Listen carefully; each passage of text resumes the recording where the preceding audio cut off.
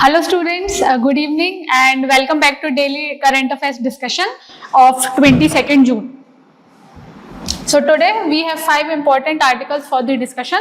So first very important article is related to biochar. So basically the article discusses how biochar can be used as an alternative of stubble burning in India. Second article is related to recent ammonia gas leak in Tamil Nadu, so which led to death of few persons. Many persons were affected and the most vulnerable section was the migrant workers. Next article is about the coal to ammonia nitrate project in Odisha. So here we shall be discussing why this conversion is important and how it will lead to sustainable development or renewable energy generation in India. Next article is related to fixed dose combination drugs. So recently some of the fixed dose combination of drugs were banned in India because there was no significance with respect to the health benefits. And finally a science and tech related topic, that is about the air cushion vehicle. So it's a very small concept we shall be discussing. And finally a practice question.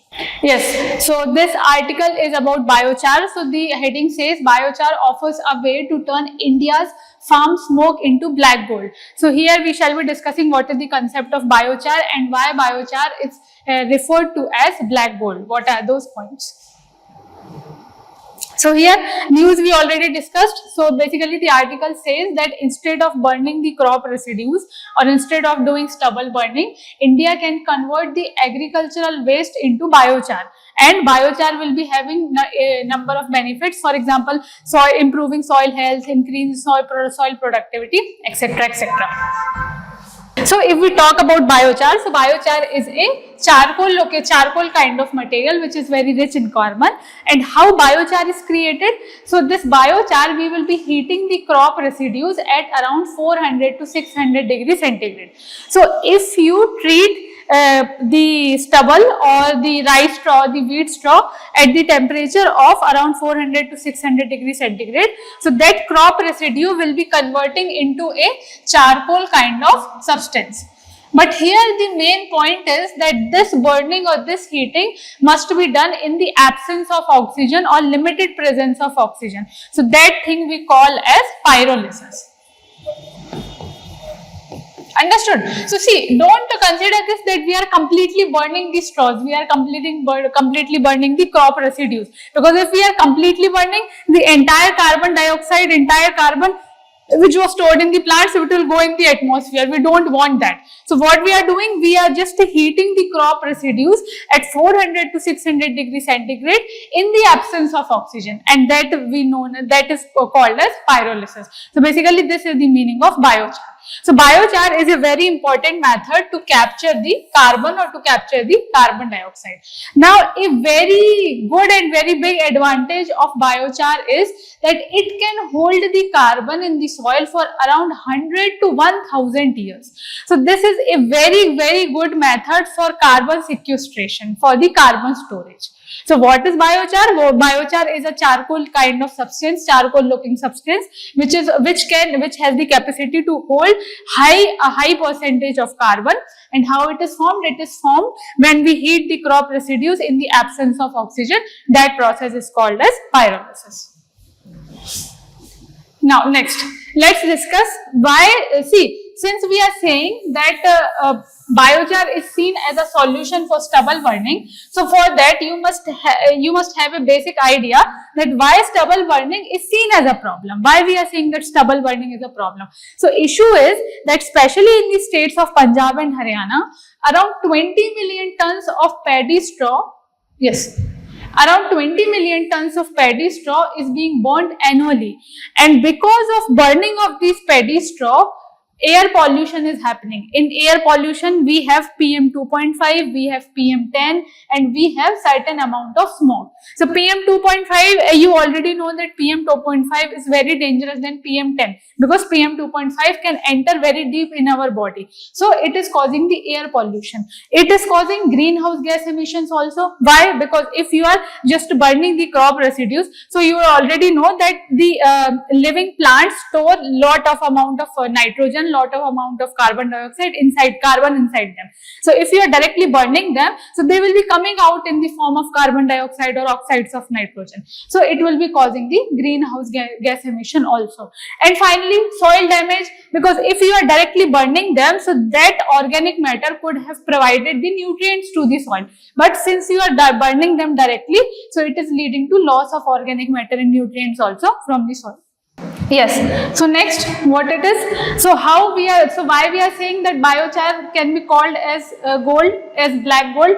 Because in the context we discussed that biochar is seen as a solution for stubble burning. We discussed why stubble burning is a problem. Now, how biochar can be a solution? Because if it can be a solution, then we can call as biochar as black gold, because it is black in color. So we can say that it improves soil health. Why? Because biochar increases aeration in the soil. Aeration in the soil means it allows air or it allows oxygen to enter in the soil. So if the air has a lot of oxygen, if soil has a lot of oxygen, soil has a lot of pores, then water can also deeply enter into the soil. Also, it improves the survival of microbes in the soil. That's why we are saying that it will improve the soil health. Second, it increases water holding capacity. See, anything which has a lot of organic material, lot of humus, that thing will be having a good water retention capacity. So since biochar is having a very good amount of organic matter, so it will be having very good water holding capacity. Next, it increases crop productivity. Obviously, if soil health is good, if water holding capacity is good, obviously crop productivity will be very good. And finally, it has the potential of carbon sequestration. So this we already discussed when we are discussing about biochar, that it can store or it can hold carbon for around 100 or 1000 years. So their carbon sequestration capacity is very good. So this thing we call as carbon negative technology also. How? Because see, for example, if this bunch of crop residue is holding around 100 tons of carbon. Now, one thing is you can entirely burn this, like the stubble burning. So, if you are entirely burning this bunch, then 100 tons of carbon will go into the atmosphere in the form of carbon dioxide. But second thing, if I am converting it into the biochar, then it will hold that carbon for around 100 to 1000 years. So that the carbon which would go into the atmosphere, if you are burning it completely, now it is not going into the atmosphere. So that in that way you can say that biochar can also be a very good example of carbon negative technologies.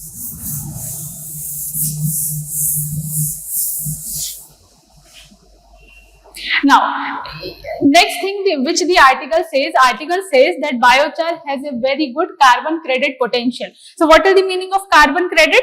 Carbon credit means if you are storing the carbon or if you are allowing less carbon to be emitted in the atmosphere, then you will be getting carbon credit. So that's why biochar is doing the same thing. So that's why biochar has the carbon credit potential. So 1 ton of certified biochar can generate around 2 to 2.8 tons of CO2 equivalent credits. So biochar, so please remember that even if you don't remember in the numerical value, please remember that biochar has the potential to generate the carbon credits. And see, if these carbon credits are being earned by the farmers, then it will be a very good source of income for the farmers. So that's why we are saying that carbon credit is a win-win situation for everyone. Because here no air pollution will be there. It will be a good thing for farmers also, because farmers don't have to work more on the fertilizers, on the labor, and it will be a source of income generation also for the farmers.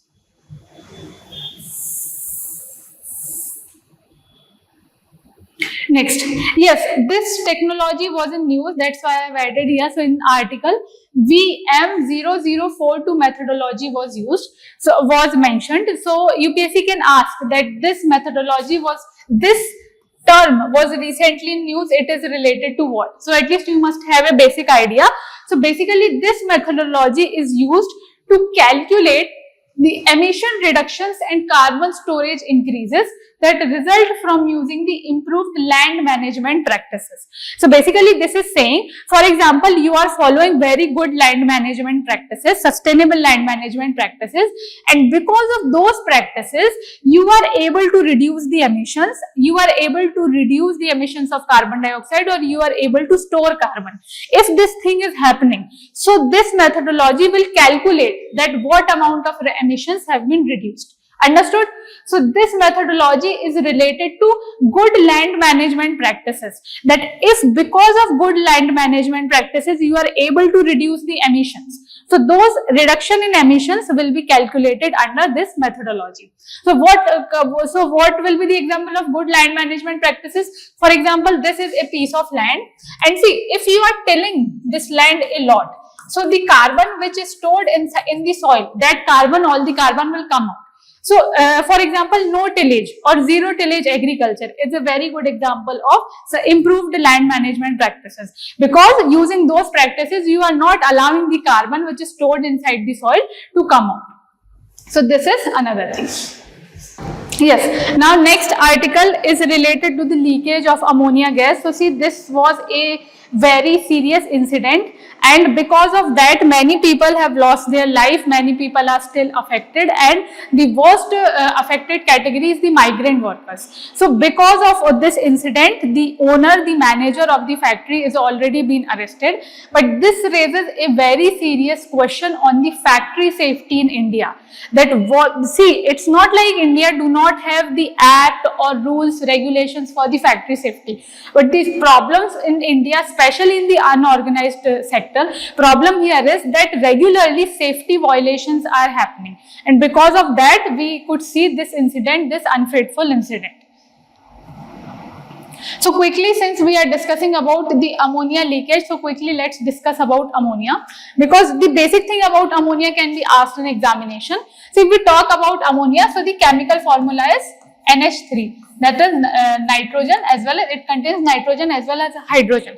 So if we talk about the basic characteristics, so ammonia is a colorless and pungent gas. So even if the gas is leaking, no, and if you are no very far away from that factory, so since it's colorless gas, you cannot identify that some leakage is happening. But how you can identify? You can identify because of this pungent smell. Pungent smell means the smell kind of rotten eggs. The kind of which comes from rotten eggs is known as pungent smell, very bad smell. Now another thing, if we talk about ammonia, so it's not like that ammonia is produced only through the artificial methods. Ammonia is already present in living organisms also. For example, ammonia is present in human body. If whatever metabolic activities are happening in human body, ammonia is produced as a byproduct. For example, if digestion is happening in any part of our body, or if the digestion is if digestion is happening using the bacteria in the intestines of human body, so ammonia will be produced as a byproduct of the metabolic activities. So ammonia is naturally produced in human body also, and ammonia is already present in water, soil and air, because how it is present, it will be reaching the water, soil, air through the nitrogen cycle. So ammonia is a basic part of the human body, basic part of the atmosphere, and it's not like ammonia can be produced only artificially. Now if we talk about the dangers of ammonia, so if ammonia is in very concentrated form, so ammonia can be very dangerous and it can be very caustic. So ammonia is a very dangerous substance.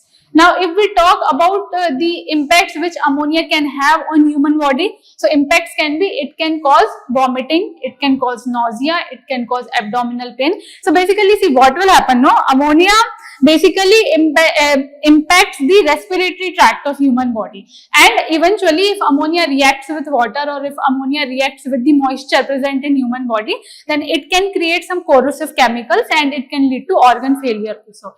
So these are the basic impacts of ammonia. Now next thing, see this the factory which we are talking about, this was a seafood processing factory. So the question is that why people were using ammonia in this seafood processing factory, which got leaked from the factory. So see, first thing, if we talk about ammonia, so ammonia helps to maintain pH of any food product. And if you are able to manage, if you are able to regulate the pH of any food product, no, then you can preserve that food product for long period of time.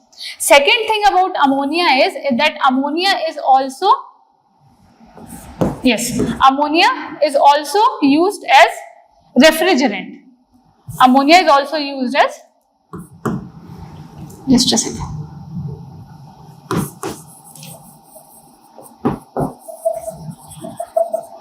Yes, so ammonia is also used as refrigerant for the food products. And if we are talking about the seafood products, then in these kind of products we need cold storage also. So ammonia is used as refrigerant in the cold storage plants also. That's why seafood processing plants, or for that matter any food processing plant, will be using more and more ammonia. And since the safety regulations were not followed, so ammonia got leaked. Now, I think this we already discussed, that why ammonia is dangerous. Why? See, main thing why ammonia is dangerous is that, see, you must know a very basic fact that ammonia is highly soluble in water. So any kind of water molecule or any kind of moisture, if it is present in human body, for example in our nose or in our throat or in our lungs, so if ammonia enters human body, and wherever the water is present in human body, ammonia will react with water and it will create some chemical substances, corrosive chemical substances, and hence it can lead to organ failure, or it can affect body in the negative. Now, since we are discussing about the hazardous chemicals, that ammonia is hazardous substance, so that's why manufacture, storage and import of hazardous chemicals rules 1989 are very, very important, because these are the rules which deals with the hazardous chemicals or hazardous substances in India. So basically these rules says, I will not talk about each and every section of the rule, but basically the rule says that occupier of any factory is responsible to identify the possible hazards, to identify possible vulnerabilities in the factory, and if any vulnerabilities are there, so it is the responsibility of the occupier to take the suitable actions. Next, what is the responsibility of the occupier? That if the emissions of gases are more than the prescribed limits, then occupier must inform the suitable authorities. So under these rules, occupier have a lot of responsibilities, and these responsibilities were not fulfilled in the recent incident. That's why the manager as well as owner both are being arrested. So all these incidents raise a very serious question in the safety violations in India. So what will be the solutions for all these kind of incidents? Solution can be that there must be the regular safety audits in all the factories, especially in the informal industries, in the informal factories. So there must be safety audits, there must be proper evacuation plans, because even if the leakage happens, you must try that the casualty must be zero. So all these things must happen in India, and the implementation of existing rules and regulations must be very strict. So these can be some of the solutions.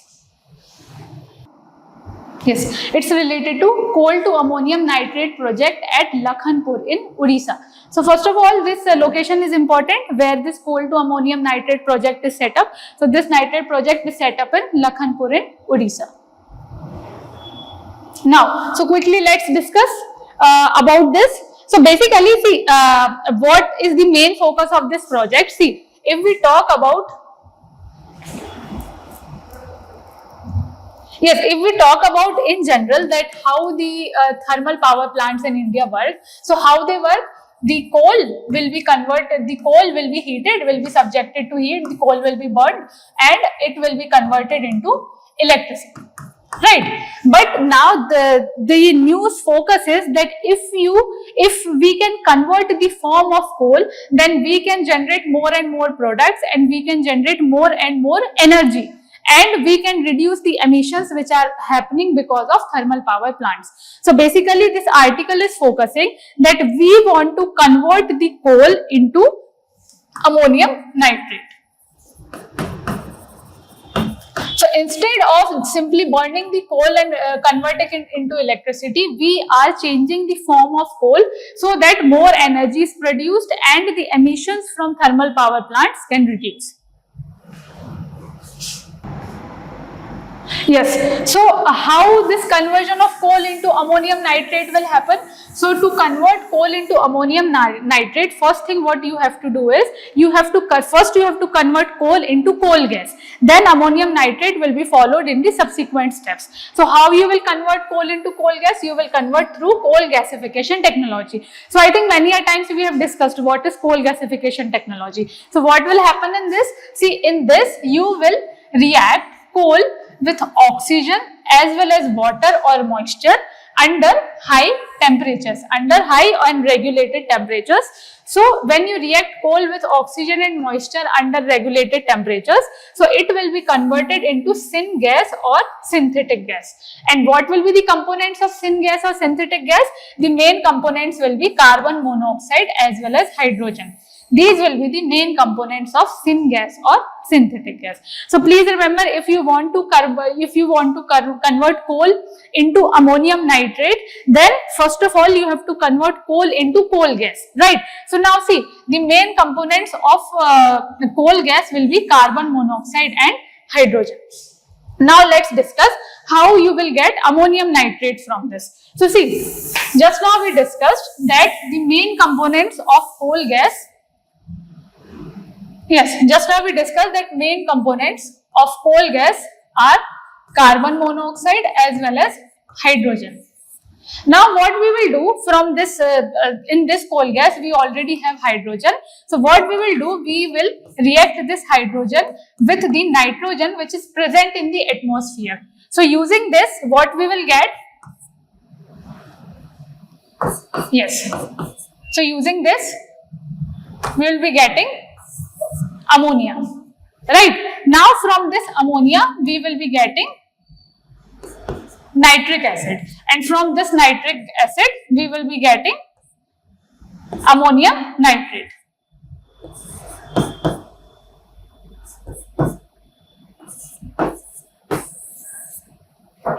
Yes, so this will be the overall process. So you don't need to focus on all the chemical reactions. Just please remember, if you want to convert coal into ammonium nitrate, first of all you have to convert coal into coal gas, and from coal gas you will be getting ammonium nitrate. And how the nitrogen will come?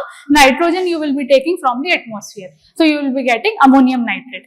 Now why we are talking more and more about ammonium nitrate? So for that you must have a basic idea about the applications of ammonium nitrate. That why we are needing ammonium nitrate, why we are converting coal into ammonium nitrate.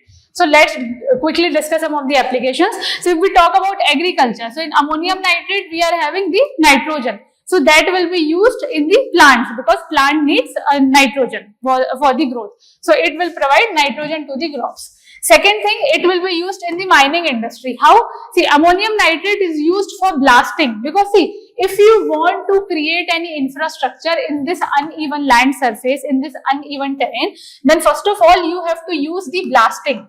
So because through blasting, this surface will be converted into a flat surface and you can construct anything. So it is used in the mining industry for the controlled kind of blasting, because for the mining also you need some passage for the mining, right? Similar kind of blasting can be used in infrastructure projects also.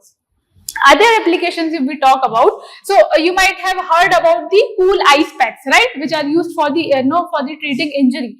So cool ice packs also contain ammonium nitrate. So these are some of the applications of ammonium nitrate. Now, since in the context we discussed one term, that this conversion of coal into ammonium nitrate will be happening through pressurized fluidized bed gasification technology. So quickly we will be discussing what is the meaning of this technology. See, when we were discussing about the coal gas, we already discussed that how coal gas is produced. So here we will be reacting coal with moisture, oxygen in the presence of limited temperature, or in the presence of limited temperature. So this was the basic process how coal gas was formed. Now if we talk about the pressurized fluidized bed gasification, this is very simple. What we are doing, see, we already know that for example here you are putting coal, right, and somewhere from here we will be putting oxygen, and from somewhere here you will be putting the moisture or water. So the thing here is that, for example, you are putting a lot of coal here. So this oxygen and water will be coming up with a lot of high pressure. So see, this coal you will be converting into the mixture form, right? So this coal will be in kind of mixture form. So if mixture is coming from here, powdered mixture is coming from upside, and if from downside you are putting a lot of high pressure, so this mixture or powder form will flow like a liquid, means it is in the powdered form. But if you are putting a lot of pressure, if you are blowing a lot of air from bottom, no, so it will behave like a liquid. So this is the meaning of pressurized fluidized bad gasification. So that powdered form will act like a fluid. And why we are doing this? If you are putting a lot of pressure and if that powder is behaving like a fluid, so the transfer of heat will be very good and the conversion of coal into coal gas will be very efficient. So that this is a simple meaning of pressurized fluidized bad gasification. Now, next article is about the prohibition of fixed dose combinations in India. So, Ministry of Health have prohibited manufacturing of 16 fixed dose combinations in India. So, see, some of the reasons to ban the fixed dose combinations. See, one of the reason can be now no longer they are serving any purpose or they are not giving any benefit to human body. So, why to unnecessarily combine any drug in India? So, this was the main reason. So here 16 fixed dose combinations were banned. They were banned under section 26A of Drugs and Cosmetics Act 1940. So please remember, whenever any drug has to be removed or any drug has to be added, so it will be done under Drugs and Cosmetics Act of India of 1940. Now who took this decision? So this decision was taken on the advice of Drugs Technical Advisory Board. So this Drugs Technical Advisory Board advises central government of India whether we can use any drug or not, whether we can use any fixed drug combination or not. So what is fixed dose combination? Fixed dose combination, basically you are combining two or more than two drugs. So it is a kind of medicine where you combine two or more than two drugs. For example, you combine paracetamol and ibuprofen, because paracetamol and ibuprofen both will deal with inflammation in body, both will deal with fever, etc., etc. So the combination of paracetamol and ibuprofen also will act as a fixed dose combination drug. Or for that matter, any fixed dose combination for TB, that will be also a FDC only. So these are some of the examples. Now, if we talk about the advantages, so what will be the advantages? See, in fixed dose combination, it's not like you have to take 3 or 4 drugs together. In fixed dose combination, in one single tablet only, you will be having many doses. So that will be convenient. Second thing, if we talk about the old age population, so they don't have to stick very strictly to the medicine schedule. If they have taken one drug at a time, so in that drug only 2 or 3 combinations are present. So that will be very good. So that will be better patient compliance also. So these are some of the examples. But what are the problems with fixed dose combinations? That it's not like every time you can combine the medicines which are providing the similar benefits. That's why recently 16 FDCs were banned. Because it's not like if medicine A is providing similar benefit and B is also providing similar benefit, so it's not like always you can combine them. Because if there is no scientific evidence, if there is no therapeutic evidence that all these medicines are having good impact on human body, then there is no need to combine them. Because sometimes it may happen that if individually they are working together and if you combine them, they might have the negative impact on human body. Yes, since we have discussed that this decision was taken on the advice of advisory board, that is Drugs Technical Advisory Board. So you must have a basic idea that this board is a statutory body. And under which statute it is made? It is made under Drugs and Cosmetics Act 1940. Please remember for the exam, the central government takes decision based on the safety of the drugs or technical things on the drugs, based on the advice of Drugs Technical Advisory Board. It is a statutory body which is formed under Drugs and Cosmetics Act of 1940. So it is a highest statutory decision making body on technical matters related to drugs. Technical matters like these matters only, that this body have decided that some of the combinations do not have any therapeutic value, or some of the combinations are not safe for the human body. These are technical matters related to drugs, right? This body can advise that what changes can be made in the policy regulations related to drugs in India. So this is the body which deals with the technical matters. Important thing is that it is a part of Central Drug Standard Control Organization. I think about CDSCO we have discussed few days back. So please tell me in the comment section that who is the head, or what is the authority, what is the designation of the head of CDSCO. So if we talk about the function we already discussed, it advises the central government related to technical things of the drugs. Nodal ministry, obviously nodal ministry will be Ministry of Health and Family Welfare. Now, since we in the context only we discussed about section 26A, have a basic idea for the prelims that section 26A of this Drugs and Cosmetics Act of 1940, this section deals with the prohibiting the manufacture, sale or distribution of a drug in the public interest if that drug is not safe, or it lacks efficacy, or it poses health risk. So please remember what is the main subject of section 26A of Drugs and Cosmetics Act. Yes, next article is very interesting. So next article is related to air cushion vehicle. So the context is that first indigenous air cushion vehicle was inducted into Indian Coast Guard in Goa. So this can be considered for defense also, science also. So let's have a basic idea about what is air cushion vehicle. See, I will explain in very simple manner what is air cushion vehicle. So see, for example, this is a vehicle, right? Now see, air cushion vehicle by the name itself suggests that there is some role of air cushion in functioning of this vehicle. So see what will happen, no? If in this, under this vehicle, there will be some kind of fans or some kind of fans, and these fans, when these fans are rotating, these fans will generate a lot of air beneath this vehicle. And if lot of air is generated, so there will be generated a kind of air cushion. Understood?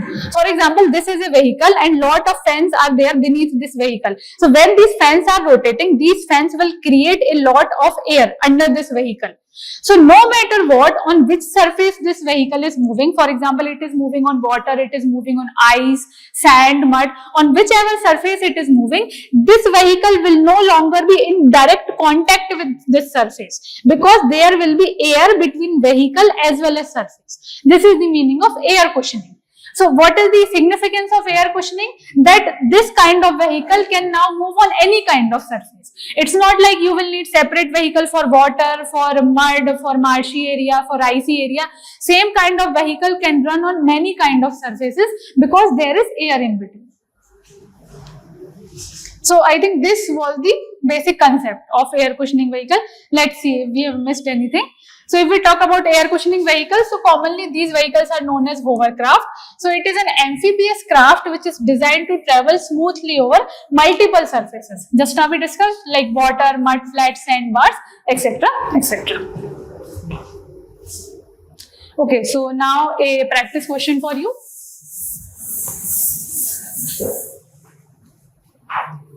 Yes, so the question is, with reference to fixed dose combinations, consider the following statements.